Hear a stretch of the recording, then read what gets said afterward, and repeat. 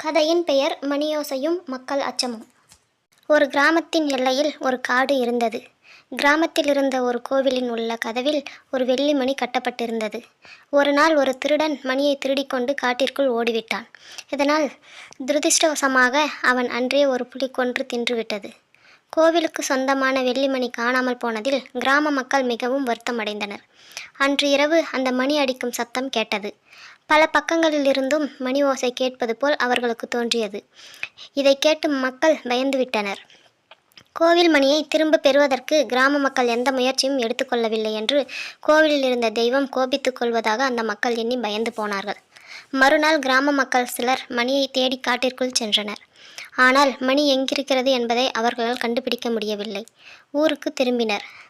அந்த இரவும் அவர்களுக்கு மணியோசை கேட்டது. ஒரு முறை ஒரு திசையில் இருந்து அடுத்த முறை வேறு திசையில் இருந்து மணியோசை கேட்பது போல் அவர்களுக்கு தோன்றியது. உண்மையிலேயே அந்த மக்கள் மிகவும் நடுங்கி போனார்கள். மறுநாள் அந்த கிராமத்தைச் சேர்ந்த ஒரு சிறுவன் உண்மையில் என்னதான் நடக்கிறது என்பதை கண்டறிய காட்டிற்குள் புறப்பட்டான். தனியாக காட்டிற்குள் சென்றான். சிறிது நேரத்திற்கு பிறகு முரசு அடிக்கும் சத்தமும் மணியோசையும் கேட்டது. அவன் தைரியமாக சத்தம் வந்த திசையை நோக்கி சென்றான். அங்கு ஒரு குரங்கு கூட்டம் ஒரு முரசும் ஒரு மணி சில உடுப்புகளை இவற்றை வைத்துக்கொண்டு விளையாடி கொண்டிருப்பதை கண்டான். குரங்குதான் மணியை அடித்து ஓசையை எழுப்பி இருக்கிறது. மரத்திற்கு மரம் தாவுவதால் மணி ஓசை வெவ்வேறு திசைகளில் இருந்து கேட்கிறது என்பதையும் சிறுவன் உணர்ந்து கொண்டான். அவன் அங்கேயே பொறுமையாக காத்து கொண்டிருந்தான்.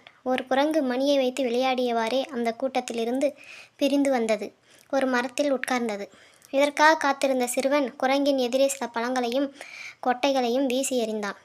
சிறிது நேரத்திற்கு பிறகு குரங்கு பழங்களையும் கொட்டைகளையும் பார்த்து அவற்றை எடுப்பதற்கு மரத்திலிருந்து இறங்கியது.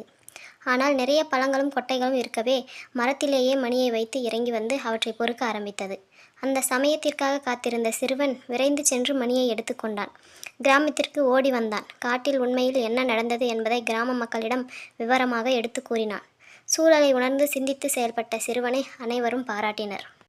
இந்த கதை உங்களுக்கு பிடிச்சிருந்தால் லைக் பண்ணிட்டு ஷேர் பண்ணிட்டு சப்ஸ்கிரைப் பண்ணுங்கள். பாய் பாய்.